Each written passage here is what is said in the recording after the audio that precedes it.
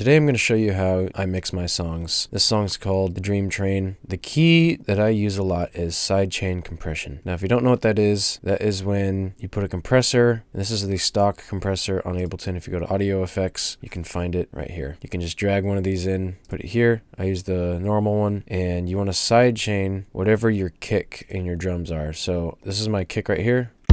So if I put a compressor on this, which is what I want to compress, I will select that track in here, my drums right there. Anytime the kick hits, this will go down in volume, allowing this to punch through the mix and to not clump together with other instruments that you have. So I want it to compress my guitars whenever it's happening.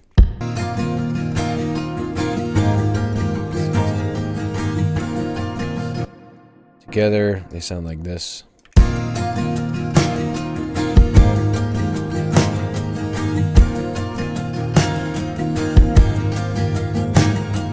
It'll just make things punch better. I also have it on my bass right here. I have it side changed to my, to adjust this, you can kind of just move this around. This is like the intensity, the length and stuff. You can be really specific. It doesn't really matter to me a whole lot.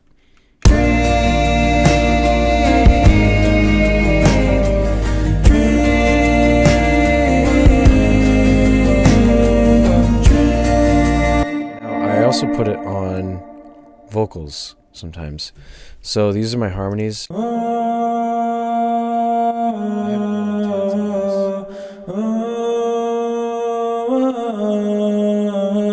you'll notice I have two compressors on here, and it's because I want my main vocals to also punch through the mix. Sometimes I'll put a compressor on these. And I want my main vocals to overpower my harmonies, vocal harmonies, so I usually make those, whenever these are playing, they will compress these up here. That's why I have two compressors here. So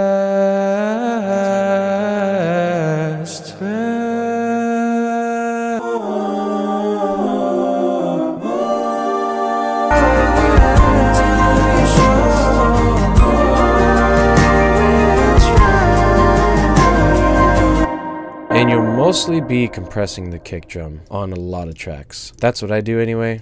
And then for my master chain, I put a soft clipper on here. So I go to audio effects and I go down to saturator and I just drag that onto here. I don't really mess with anything except this, and I turn this on because it's usually off when you first put it in here. I turn that on, and that will make sure that nothing is in the red. See, if I turn this off, left it not like horrible, but you still would much rather not have that and have a clipper on here. Now the reason I do that instead of a limiter is because a limiter right here is definitely a more of a compressed thing. It will make sure everything is level and not peaking. It messes a lot with your instruments and doesn't make them sound as punchy. And I usually mix with this on at the beginning of any project, because if you're making a song peaking the whole time and then you put this on there, it's going to make everything sound different and you're going to have to remix everything to the way you like. Some people will do that and they like it that way. That's not what I do. I will always have this on the master chain no matter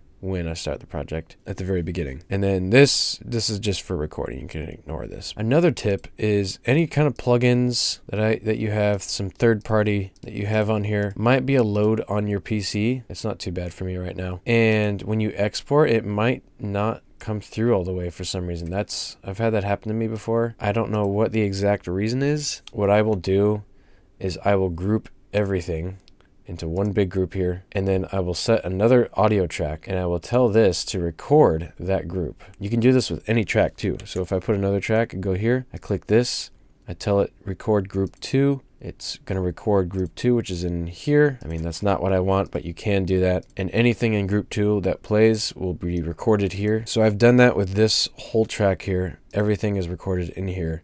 So that way it sounds exactly the way it sounds here when you export it.